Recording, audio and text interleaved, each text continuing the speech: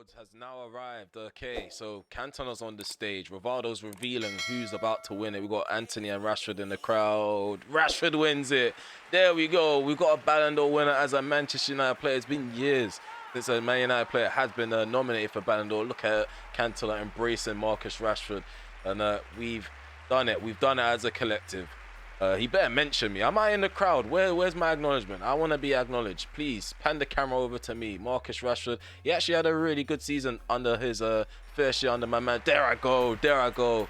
Yeah, bagging himself over 20 goals in all competitions. A couple of assists as well to go along with it. Hey guys, welcome back to the RemelHD channel. Welcome back to another episode of this Manchester United Savers, episode 14. And as you guys just witnessed, Marcus Rashford ended up winning the Ballon d'Or. Following up with the Ballon d'Or, Young Player of the Year went to Garnacho as well. A massive surprise.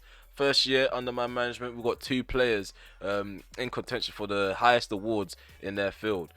In terms of games to play in this episode, I know I did say we was going to play against Crystal Palace, but Numpty HD again in full effect. I forgot to unmute the button when I was recording during the match against Crystal Palace. We actually won 5-0. We rotated quite a bit. Saw the likes of Wisdom Ali make a debut. We even drew 3-3 against Wolverhampton. The recording for that one was okay. Like, I fully recorded my voice. Everything was captured properly. But I thought, let me just start the whole episode again because I'm tired of releasing content and there's some sort of niggle with it, whether it's the audio or some sort of mistakes going on. But yeah, in this episode, expect to see the likes of Brentford being taken on Fulham and Galatasaray at the very end. Another player that has impressed as well, or did impress against Crystal Palace, two players actually, Hannibal Mejbri and Pelistri. Pelistri's definitely going in the right direction for a contract renewal. Just going to give him some more time. He's 22 years of age, so I doubt he'll get poached in January, unless his birthday is in January, and yeah, any side is free to negotiate with him. But we do plan to continue using him throughout the course of this season. In terms of stats in the squad, stats are quite decent at this current moment in time. Osimhen still the top goal scorer with 12. Bruno Fernandes joint second with Højlund and Rashford. All three of them are on 9, but we got 8 assists from Rashford. He's definitely up there in contributions this year, just like last season to be fair, but we spent most of last season moaning about results rather than congratulating players on their numbers. Up until the very end, I think at the very end we did, but we were too busy being in the thick of things during the course of the season to acknowledge these things on a episode by episode basis.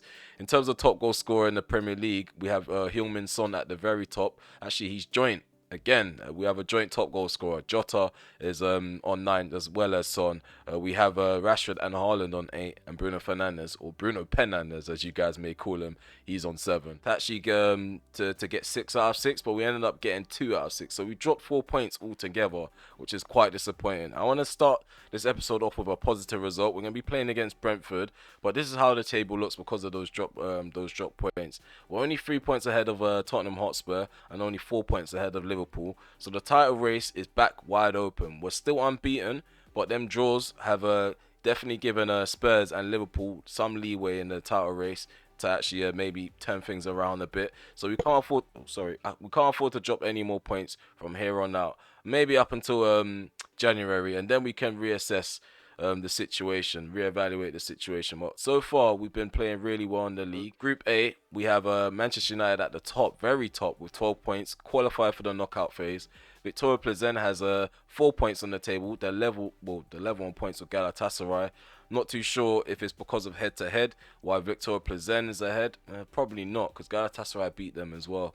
I don't know what they're basing it off on. But Galatasaray, they're third at this current moment in time. And Villarreal, they're all at the bottom. So Villarreal, they're going to have to try to work some wonders if they want to climb out of that scenario, that situation. Because as it's looking right now, they're not going to have European football by the end of Group A. So just like Villarreal, Brentford like to kick and rush. Out of possession, they have a low block. They're happy to surrender possession. So I'm expected to be in control over this game. In the last 5 matches, they've got no wins at all. 2 draws and 3 defeats, which is a shocking a shocking run that they're on. So someone in the comment section below in the last episode mentioned that it's getting a bit too easy for me out there. So we're going to up the difficulty to legendary for this episode. See how we get on. And remember, it's not a matter about results. I don't care if I win, lose or draw. It's the manner we do it in. Like if players are feeling clunky and the opposition's feeling sped up, and I feel like the game's not even favouring certain things that I'm trying to do, but the opposition are simply just doing it, like without even batting an eye, my defenders are allowing them to just blitz past my defense, and then they're being flat-footed, then I'm not going to stay on legendary. It doesn't feel like a football simulation, and it feels like the game's working against me rather than it being a fun experience. So yeah, just a warning, there may be a lot of moaning if things don't go the way I want it to go. Like, not in results wise, I mean the feeling of the gameplay. If the gameplay is dead, I'm calling it out. Just letting you know from now. You wanted to call me out for difficulty being too low, I'm gonna call out the game for being dead on the difficulty. So yeah, it's a fair transaction. It's a fair transaction. So without further ado, let's deal with the lineups and then head off into the game.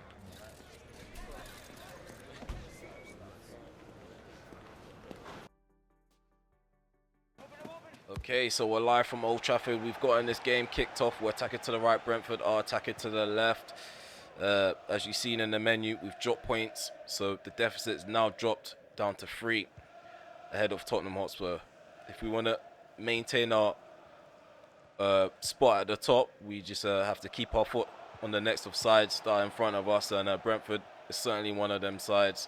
We have upped the difficulty to legendary, like I mentioned in the menu. Hopefully we don't experience a dodgy gameplay or weird gameplay. I've also turned off handballs because I felt like they were happening a bit too frequent. There was a time where it was just not happening enough, but I feel like we was getting too many frequent penalties.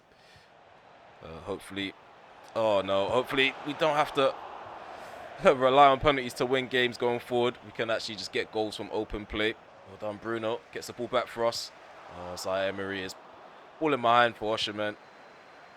Simply intercepted and cut out. I was wondering whether the flag went up. Bruno, Gimaresh, Osherman, Fernandez. Oh, Fernandez turn, find Osherman. Osherman on the ball, left foot strike. Doesn't get in between the posts. It's out for a goal kick. That's potentially going to be played into the player that was running in behind of him. Osherman. Ooh, we got Gimaresh. Gimaresh in front of goal. Gimaresh goes round the keeper. What's he done there? He didn't need to jump. He did not need to jump in that moment there. It's just unnecessary animations. If you're not going to get to the ball, just let the keeper take you out. Get the penalty. We're trying to study the dark arts. Sometimes that's how you get trophies over the line. Just pure shithousery. Half an hour gone. Still yet to get a goal in this game. Osherman. Bruno. Oh, well done. We've got Anthony. Front goal. 1-0. 1-0. Get in. We've opened the score and we've drawn first blood 2 minutes after the half-hour mark. And there's that man yet again, Anthony. He just can't stop getting involved in the final third. And if it wasn't for Rashford, I would say Anthony should be a potential Ballon d'Or winner. He's had a fantastic year under my management, and he continues to go from strength to strength. Hopefully, again, the mentality is going to be a bit different. Okay, Anthony, Bruno, Fernandez drills it into Osherman. Osherman goes round the keeper this time. And again, it does it again. I don't know why I did it twice in a row. I need to start fancying myself with one-on-ones. It's just that these goalkeepers this year, they have me really nervous in front of goal. And Buemo into Metcha. Damsgaard. 1-1. 1-1. Through the middle as well. Typical stuff. Okay, so it's 1-1 currently. Come on, turn in. Well done, Rashford. Turns Diakite nicely. Plays into the gap into Osherman. Osherman has Bruno Fernandez next to him. Fernandez, again, this is what I mean. This is exactly what I mean. On Legendary, all these weird things happen. Like, how do I hit the post from close range? And Rice still manages to keep it out. Luke Shaw crosses this in. Oh, bicycle kick, Osherman. Oh, that's actually a goal. I thought play was going to stop there. I thought I fouled someone in the making of that goal, in the production of that goal. But Victor Osherman, with a wonderbolt of an overhead kick, finds the back of the net. Look at this. Cross comes in from Luke Shaw. Osherman peels off the man marking him, which I'm going to assume is Jensen. Agier tries to put a head in, but Everything just happens so fast, too quickly. Outside of the boot, finesse shot, smashing it in. And now he's just added acrobatic finishes to his repertoire. 2 minutes until half-time. Find ourselves 2-1 up. Don't want to invite too much pressure now. Backing off a bit too much there. Go on, Osimhen. Rashford, supply that option, that extra option. We're going to play on the inside. There's Marcus Rashford through on goal. Rashford, 3-1. 3-1. I would have thought that we were still on world class. Marcus Rashford, after getting that Player of the Year award, he's definitely looked lethal in front of goal. He's not let up. Guy featured heavily in the 3-3 comeback against Wolverhampton. We were 2-0 down at some point in that game, but the heroics of Marcus Rashford in the final third definitely helped us pull ourselves out of the gutter. And in this game, he's going to double the lead for us. And then there's going to try to apply that pressure.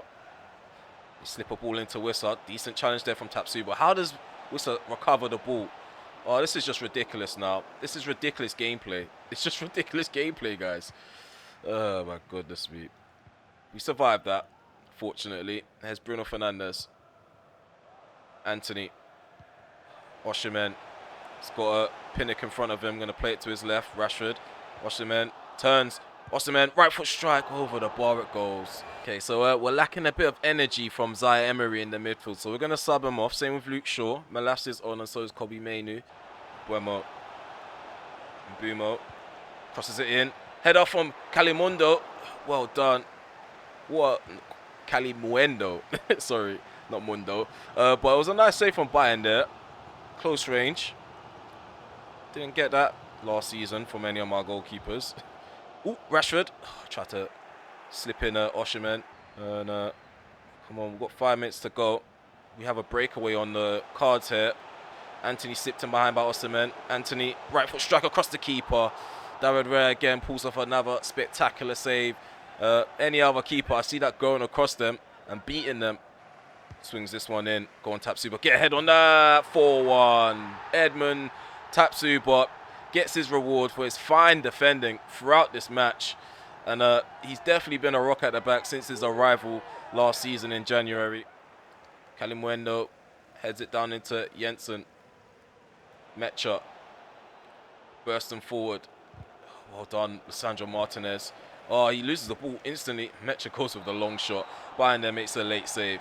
4-1 is the scoreline. 4-1 is the scoreline. We did get really quiet in the second half. I don't know why, but it tends to happen. It does tend to happen. But those substitutions did revitalize the energy, especially with the movement of the ball, the movement off the ball. And like I said, Edmund Tapsuba, he got his reward in the end. I feel like he's my personal man of the match. We'll find out. Tapsuba, he got man of the match like I thought he would. Beneath him is Osimhen. He played really well, got a goal and an assist. Same with Anthony.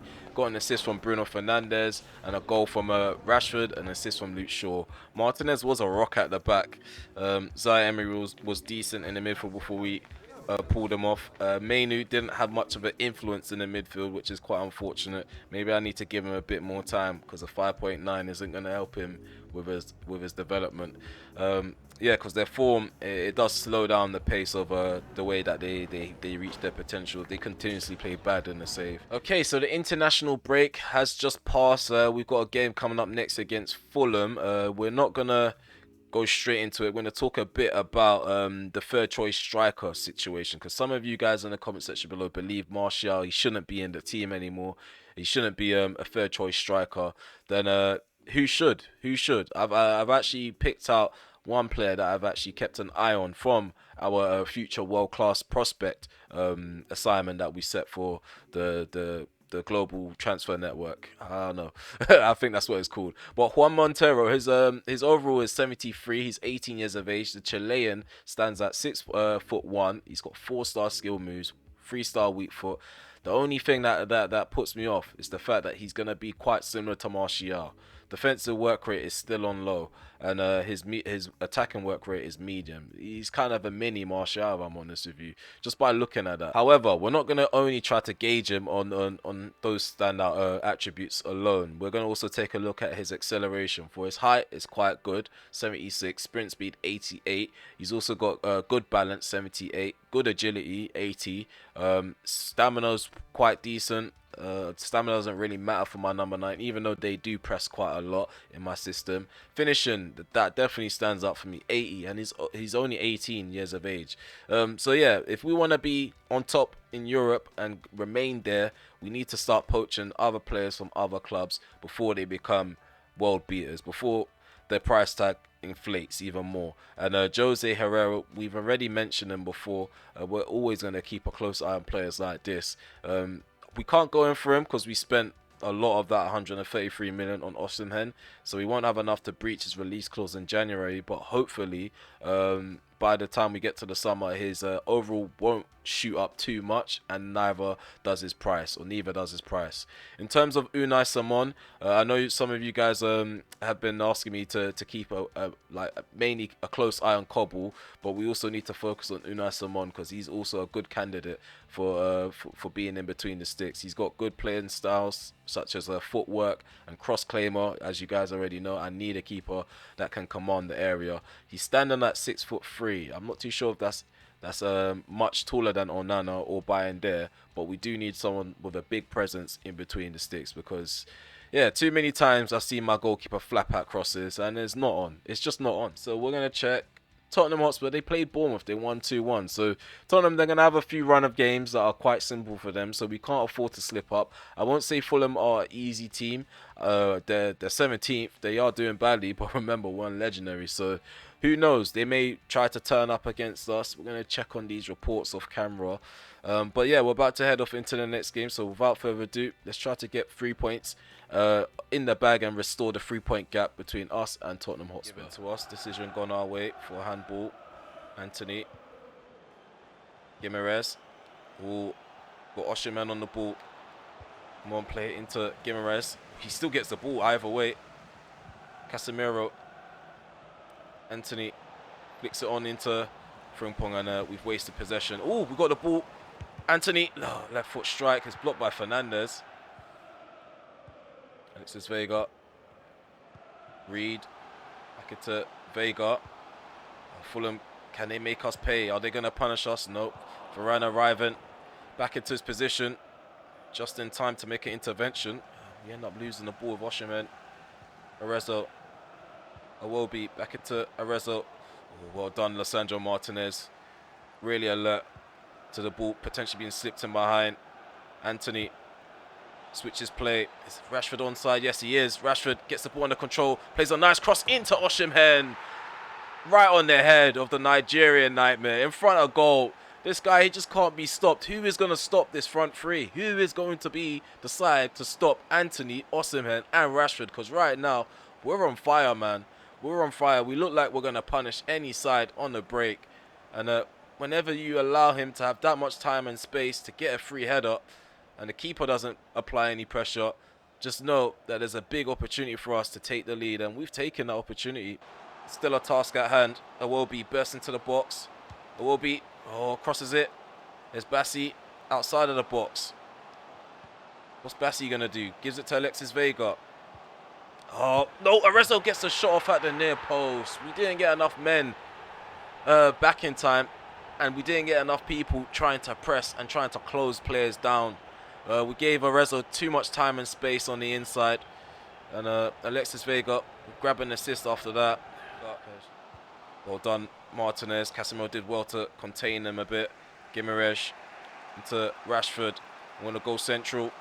We play the ball to the right-hand side. Anthony's there. Here's Anthony, cuts in on Bassi, cuts in on his left foot. Oh, Rodak with the save. I thought that was goal number 2. I really thought that was going to be goal number 2.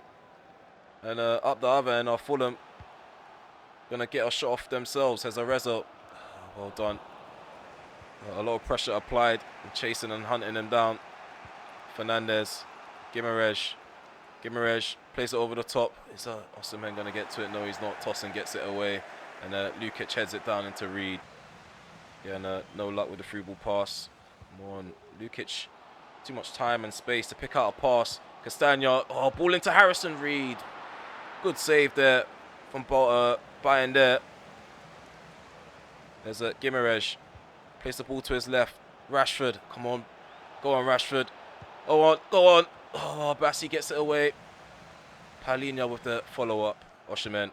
Play it in behind. There we go. Rashford. Go on, Rashford. Goes on the inside of Diop. Rashford needs some support from his captain. He gets it from Bruno. Bruno returns it into Rashford. Rashford can shift the ball into his left foot. What's going on there? Why is my player slow down, but Tosin all of a sudden just jumps in front of me? What the... Legendary. Legendary. Only in Legendary that stuff can happen. It will be. Stanya just inwards. Goes back on the outside. Cuts it back into Palhinha. Palhinha plays it into Lukic. Iwobi takes a shot outside the box. Altay Bayern there with the save. Zaire Emery plays it into Osimhen, who slips in Anthony. Anthony on the ball. When they cut it back into Gimares. Again, Rodak with a brilliant save. Cross comes in. Gonna have another attempt. Oh, Martinez forces a back-to-back save out of Rodak. Again, Fulham, they should count themselves lucky. I feel like they're hanging on a lifeline right now due to the goalkeeper. They keep trying to press them into mistakes at the back. Gimarej. Ball played in. Go on, Rashford. Get ahead on target. Oh, he's offside. He's offside. Multiple substitutions being made. So we're taking off the likes of Osimhen, bringing on Højlund. Anti's being replaced by Garnacho. We're also taking off Martinez, replacing Tapsoba. I think there's another change that I made. Mount on for Bruno Fernandes. There's Lukic. Come on. Come on, man. How does that ball just get played in behind and no one even attempts to stop it? Thank you, Tapsoba. Zaire Emery can turn. Garnacho receives the pass. Gimarej has Rashford running and overlapping beyond him. Tosin comes across. He's out of position now. Here we go. Højlund. Garnacho right in front of goal. Garnacho again. Again, we can't score. What is going on with the goalkeepers in this game? My goalkeepers, they withstand a certain amount of pressure, but this is just ridiculous now. It should be 3-1. By right, it should be 3-1. Bruno's shot, and that one there, it should be a goal. Okay, try this again. Ball goes in. We really need handballs back on. There we go. Garnacho back in the lead. There we go. Alejandro Garnacho smashes it in with his right foot. I wasn't expecting us to actually get on the end of that ball once the ball gets crossed in. I thought it was going to be cleared out. There was a coming together. I think players bumped into each other to try get it cleared, try to get a shot on. Gimares, yeah, he bumps into Alex Iwobi. They both don't react to it, but Alejandro Garnacho's the first man to react. I'm telling you, I'm all over the place in this episode. I don't really like this gameplay. I'm being honest with you. This gameplay is a bit weird. You have to rely on weird, scruffy goals from time to time. And because the gameplay is just a bit too fast on Legendary. The AI moves quick, so I have to abnormally move my players faster than usual. See, look at this. Look at this. It's just ridiculous stuff, man. Ridiculous stuff. Bayern there, he pulls off a fantastic save. Look at the celebrations. Look what it means to the defense. But why is it that that ball was allowed to be flicked on and no one's tight on Reed? No one gets tight on him. Get that out, Malacia. Thank you. Decent defending there. Got Garnacho. Who's this on him? Bassi. Referee, watch Bassi. Ball played in behind. There's Højlund. Oh, we got the numbers here. Højlund. And all you have to do is play it into. I'm not. Guys, I'm fed up. I'm fed up. I'm fed up now. Every through ball, I'm nervous because I don't know if it's gonna get through or not. I'm not aiming it back. I'm not aiming it back or to the side. I'm aiming it in front. I want a diagonal ball so Rashford can run onto it. I'm so irritating. So irritating. But we're going to persevere. We're going to pull through. We're going to get this 2-1 victory over the line. If not, make it 3-1. Here's a wrestle. Alex Vega. We've got Reed. Ball dinked into the path of Lukic. Well done at Zaire Emery. Win the ball, but give it back right away. They afforded time to turn in the penalty area. There we go.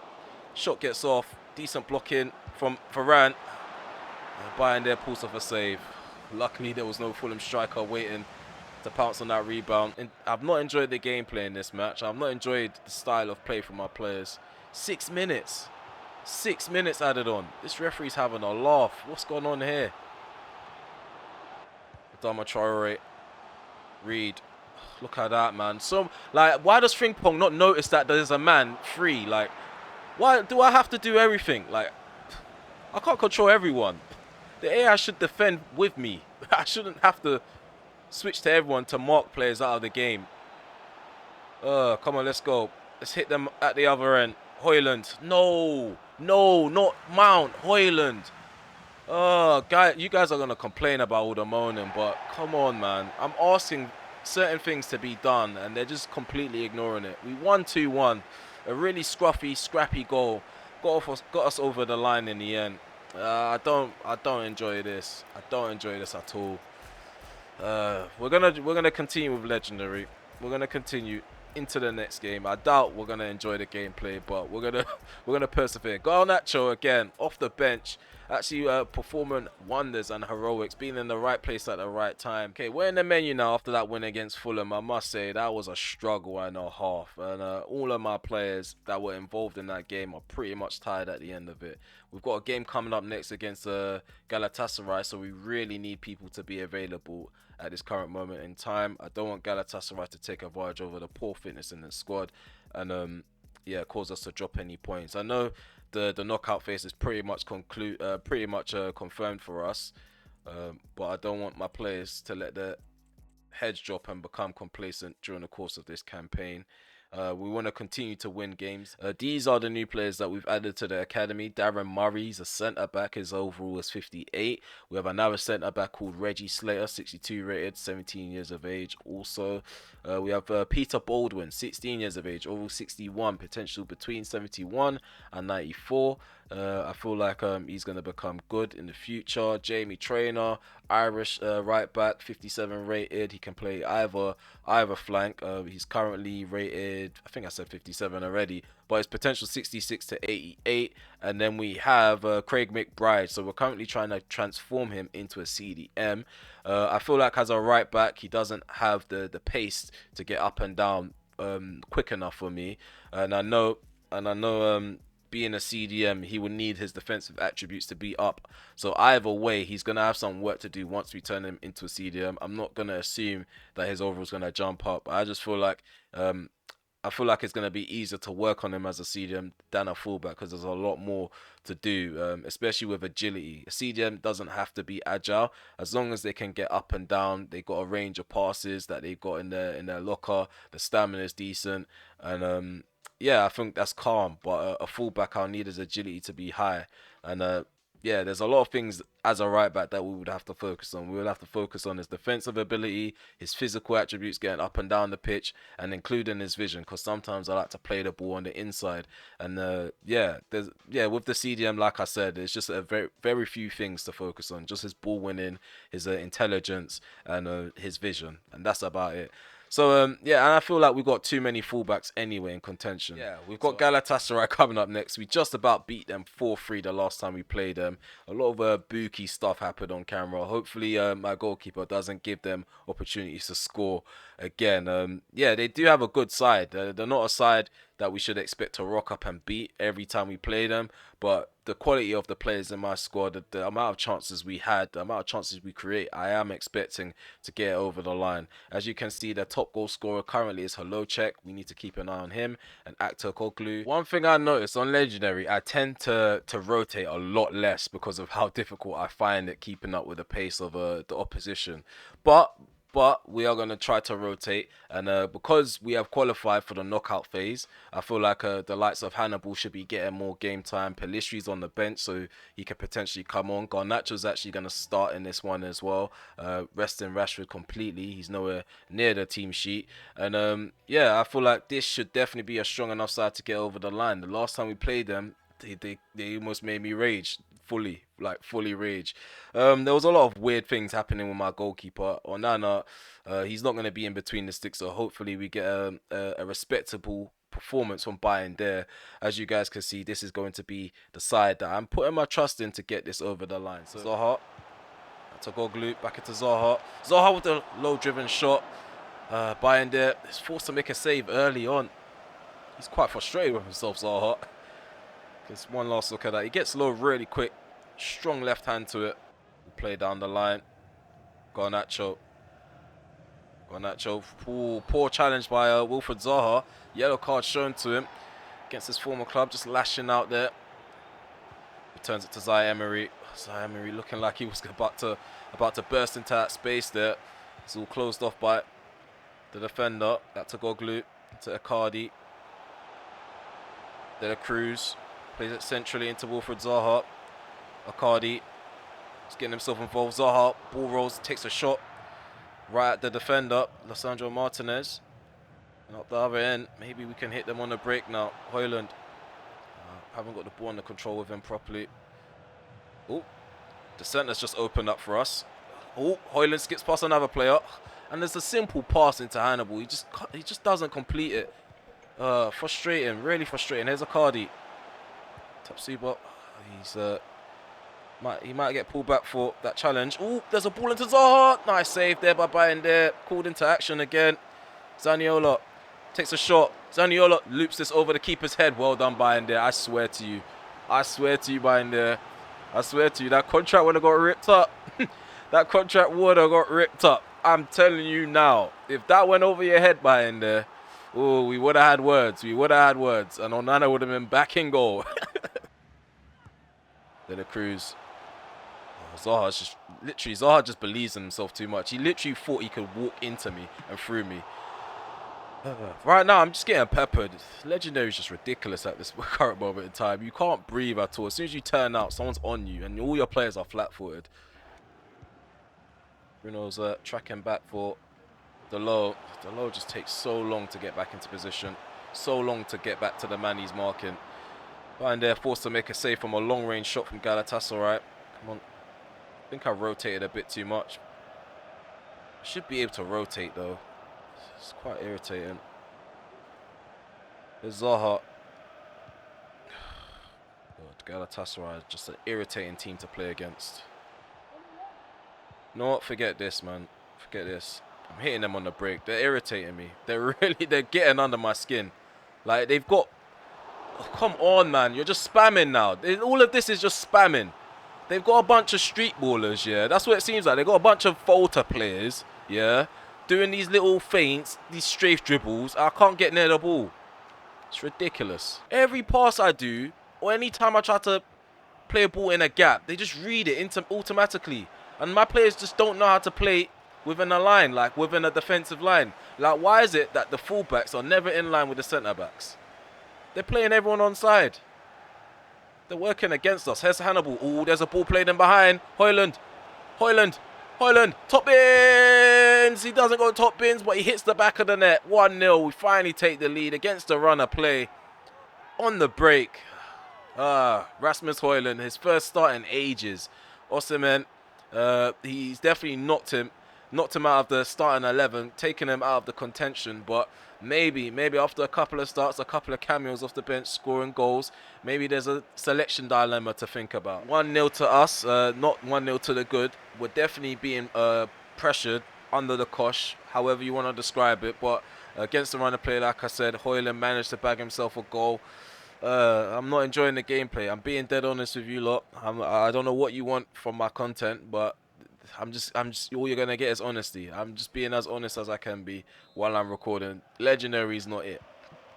Sorry, Legendary is definitely not it.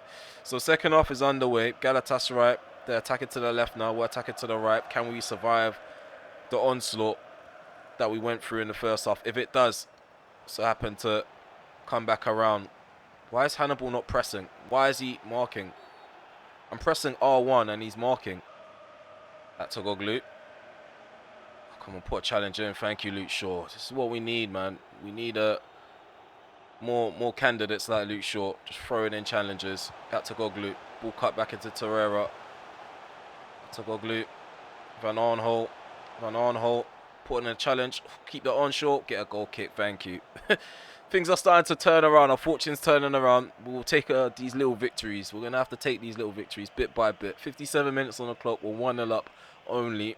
We'll dinked forward by Tapsoba. Flicked on by Hoyland. Oh, Anthony's there. Yeah, there we go. Anthony, let's take full advantage. We don't. Muscle with the save. Rebound. Follow up by Hoyland. And then we have the second goal. Rasmus Hoyland with the brace. It all started with him, really. His flick on was really effective when the ball was played up the pitch to him. And he ends up finishing a move. Obviously, unfortunately for Anthony, he couldn't get himself a goal. But fortunately for Rasmus Hoyland, definitely in contention to put Osimhen under a bit of pressure. I won't say a lot of pressure because Osimhen is just great. But Hoyland, he's brilliant. He's brilliant. Some substitutions. Victor Osimhen, he's replacing Hoyland. Bruno Fernandes is off for Mason Mount. We've got Euro playing in Zaire Emery's position. As we forgot to put a CDM on the bench. And then we've got Frimpong replacing Diogo Dalot. So there's a bit more pace in the side now. So it might be Frimpong's just come on. Like, why is his energy like that? What is going on with this game? Here's Frimpong though. Frimpong really tired and exhausted. Anthony, nice ball, back post. Oh, just about misses Garnacho. Want to catch on a volley and yeah, no direction behind that from Hannibal. I'm gonna put a challenge in. Terrera into Boyi. Got a hello check. Boyi, oh, well done. Tapsuba steps up to make the interception on the edge of our own penalty area. We've got Garnacho up the other end. 77 minutes on the clock. Can we make them pay? Can we make it goal number 3? Osimhen shifts the ball to his right foot. How have we not made that 3 there? We're now turning this game around. We are taking control because of the substitutions, I feel like. But how we've not made that 3 is beyond me. We've got 3 minutes to go in this game. We're about to see out a 2-0 victory, which at first I didn't feel like we deserved anything from this game. But now, especially with the way Galatasaray have performed since going 2 goals down, we should have put this game to bed time ago. Should be 4-0. Got Garnacho, ball cut back. What is going on? Oh, guys, this is a stressful episode to record. I can't play on Legendary anymore. I'm not playing on Legendary anymore. Like, I don't really get this stuff too much on World Class. My passes, they get cut back to the right guy. But here we go. 2-0 is the scoreline at the end of this game. We got all 3 points, so we've hit 15 points in the group phase. And yeah, I'm quite happy with the way we finished whenever we had our shooting boots on in front of goal.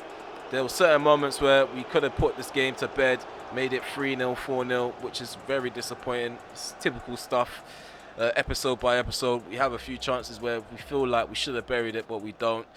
But yeah, we can't cry over spilled milk for too long. We've got a lot to think about, especially with the season that's ahead of us. In the next episode, we've got a lot of clashes to worry about, especially the one with Liverpool. Okay, guys, we're in the menu now, and yeah, that was a hard thing to sit through.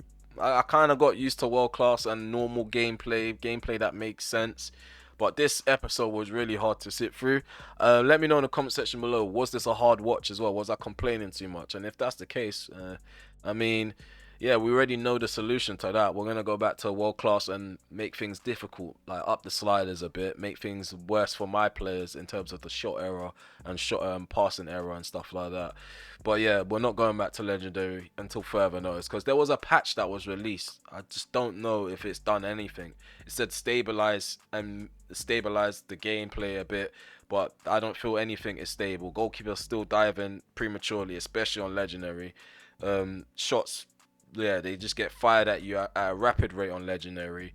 They still go to the byline and do strafe dribbling. You can't get the ball. Your players are on thin ice. You're either left with a choice of lunging in with a challenge and conceding a penalty, or just allowing them to finish off what they're doing and hope that the keeper does what he's meant to do. But yeah, I can't sit through that, and I doubt any of you guys want to sit through an episode where I'm complaining about that. But yeah, here's the table. We've restored our 3-point gap on Tottenham Hotspur as we won our game in hand. In terms of Champions League, Group A, we are on top of the table, as you should already come to expect, with 15 points. However, there's a change because Villarreal, they are now second. Before, they were at the bottom. Before going into the Galatasaray game, they were fourth place. That one victory against Victoria Pleasant has shot them right up to second, and Galatasaray's defeat has shot them all the way down to the bottom. Meanwhile, Victoria Pleasant, they maintain a spot in Europe. They're in Europa League at this current moment in time. And due to head-to-head, I'm assuming, I think Victoria Pleasant beat them the first time around. So due to head-to-head, Galatasaray beat them the second time around as well. Okay. I think I don't know what they're basing it off now. Again, I'm not going to try to get into the understanding of Champions League. I still don't understand that. I'm not going to pretend to. But yeah, things are looking good for us in the Champions League. In terms of top goal scorers, Heung-min Son, he still remains at the top. He's level with 12 goals, but with a different candidate. Haaland, he's actually caught up to Son. He's got 12 goals to his name within 11 appearances. Emil Smith-Rowe's third. We have Jota joint fourth with Rashford there. They're both on 9 goals. But yeah, I feel like I waffled a lot in this episode. There was a lot of negative waffling towards the middle of it and definitely at the back end of it. I'm not going to shy away from the comments. If you guys say stop moaning, done deal. Don't have to worry about that because we're not going back to Legendary. And if you don't want to watch someone that's playing on World Class, feel free to go elsewhere and watch other content because I'm not going to sit here and pretend that Legendary is a fun experience. In terms of the next episode, you should expect to see Southampton, Victoria Pleasant, Liverpool and Arsenal. It's a decent lineup of games. I'm expecting to smash Southampton, if I'm honest with you, and Victoria Pleasant. But Liverpool and Arsenal, I'm expecting a bit of a challenge despite Arsenal caving in all the way back at the Emirates in the league. Yeah, we are getting through the season quite fast. No thanks to errors that I've made off camera and errors that are being made on camera. But yeah, things should slow down a bit around January. We're gonna slow things down just so we're not pacing ahead, because I'm not too sure how fast you guys want the season to go by. But yeah, let me know so I can gauge how fast you guys want the season to go by. One thing I want to say to end on a positive note, I'd like to thank you guys for the relentless support shown for the series altogether. And yeah, it's not even just me that's noticed it. Like, people that I know in my day-to-day have said, like, the following and also the comments and the feedback and all of that is actually a surprise for a channel like mine. We've come a long way. It was about, I would say, in March, I think I was on like 600 subs. Fast forward to now, like I'm almost nearing 1.5k, and the interaction is immense as well. There's a lot of channels that have this amount of people sub to their channel, and they don't get this amount of people viewing each episode and commenting, getting engaged, being involved in stuff in the community tab in the feed. Like, it's actually incredible how engaged you guys are for a channel like mine. And I see the comments where you guys are saying, oh, the content is underrated, and then especially that one comment that I saw yesterday, it actually made my day while I was at work. So the guy was like, oh, in 1 year time I see you being a YouTube sensation. I don't see that for myself, but it's nice to see those sorts of comments, because you do get the odd comments where people are like, stop moaning, or people are like complaining about the way I rebuild the team. Like, I've had it. I've been getting crap. Since the 50 sub mark, like where I'm only getting 10 views per video. People were commenting negative stuff. Like, you'd be surprised how toxic the YouTube community is. So I'm always gonna be grateful. Every episode, I'm always gonna thank you guys for not being a part of that toxic group of people. Always trying to give me constructive feedback when I'm messing up the audio and all of this. Even though I asked you guys to mention it or call me out on it, you guys are chilled. And this is what I want. I want to build a channel full of people that are watching the content, that are chilled and like-minded like myself. And yeah, hopefully the support continues, because we are going to continue to go strength to strength, just like my forward line. Let's go. But yeah, episode 15 is not too far away, so see you guys then. Take care for now. Peace.